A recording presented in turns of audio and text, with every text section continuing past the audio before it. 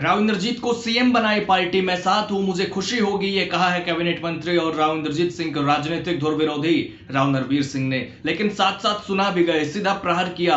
क्या नहीं दिया पार्टी ने राव इंद्रजीत परिवार को, और दो टूक कहा कि मेरे रिश्ते अच्छे नहीं है उनसे, यानी समर्थन भी और सियासी वार भी। अहिरवाल से सीएम की मांग को लेकर राव नरबीर ने खुलकर बात की, जो मैं आपको बताने वाला हूं। लेकिन क्या वाकई भविष्य में अहिरवाल से मुख्यमंत्री बनते दिखेंगे कोई? और एक दूसरे को बुरा समय याद दिलाने वाले, चुनावी हार याद दिलाने वाले, कड़ा निशाना साधने वाले नेताओं में से एक राव नरबीर सिंह के बयान के मायने क्या है?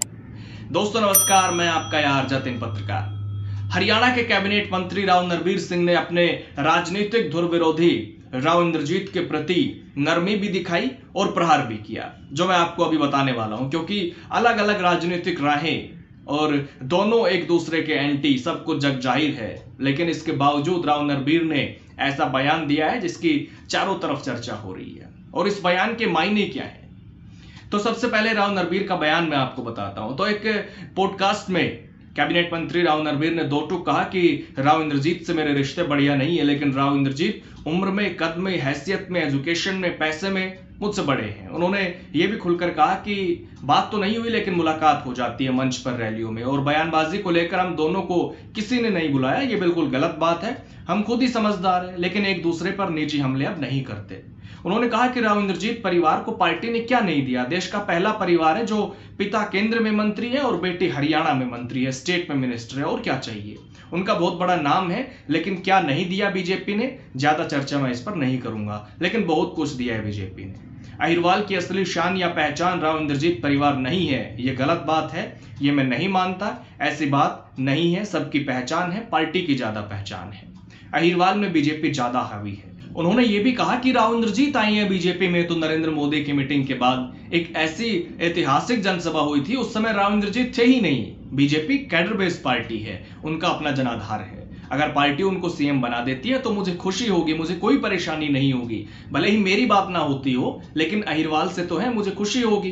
राव नरबीर सिंह के काम नहीं होंगे, मेरी व्यक्तिगत लड़ाई हो सकती है उनसे, लेकिन इलाके के तो होंगे। हम कभी एमएलए नहीं रहते तब भी तो काम नहीं होते, लेकिन लोगों के तो होते हैं। आगे भी नहीं होंगे, क्या जरूरत है, लेकिन अहिरवाल के तो 10 काम फालतू होंगे। तो राव नरबीर ने समर्थन भी किया, लेकिन खुद के रिश्ते अच्छे नहीं है राव इंद्रजीत सिंह से, यह भी कहा। और प्रहार भी किया कि राव इंद्रजीत फैमिली को पार्टी ने क्या नहीं दिया। इसके अलावा दक्षिण हरियाणा से सीएम होने को लेकर उन्होंने फिर कहा कि यहां से सिर्फ कुछ महीने के लिए राव बीरेंद्र सिंह चीफ मिनिस्टर बने, उसके बाद कोई नहीं बना। और जो भी राजनीतिक दल चुनाव में आता है वो कहता है कि एसवाईएल का पानी लाएंगे। चौधरी देवीलाल ने भी कहा था जब 85 एमएलए बने थे, और यह मुद्दा रहा अहिरवाल में कि हमारा चीफ मिनिस्टर बनना चाहिए। और यहाँ 36 बिरादरी के लोग रहते हैं, लेकिन अहीरों की संख्या ज्यादा है। तो मैंने ये कहा कि इतने साल हो गए राजनीति करते करते, तो हम ये तो कह दे कि हमारा मुख्यमंत्री, और मेरे हिसाब से मैंने गलत भी नहीं कहा। मनोहर लाल रोहतक के रहने वाले हैं, करनाल से चुनाव लड़ा, 2 बार सीएम बन गए। करनाल वाले बोले कि हमारा मुख्यमंत्री, उनका वहां पर क्या। नायब सैनी नारायणगढ़ में पैदा हुए, पहला चुनाव नारायणगढ़ से जीते, दूसरा कुरुक्षेत्र से एमपी बने, तीसरा वो करनाल से बने, चौथा वो लाडवा से बने। तो मैंने कहा कि भाई आपकी भी आदत है बदलने की, पार्टी दूसरी जगह टिकट देती है, डिलिमिटेशन होगा, गुड़गांव में करीब 8 सीट बनेगी, एक बार यहां से भी लड़ लो आप, तो हमारी भी इच्छा पूरी हो जाएगी, हम भी कह देंगे कि हमारा मुख्यमंत्री। तो नायब सैनी ने स्पष्टीकरण दिया कि हम हरियाणा के मुख्यमंत्री है, लेकिन गुड़गांव से लड़ेंगे तो भी तो हरियाणा के ही रहेंगे, लेकिन हमारी तसल्ली हो जाएगी कि हमारे अहिरवाल के मुख्यमंत्री हैं। तो ये बातें कही राव नरबीर सिंह ने।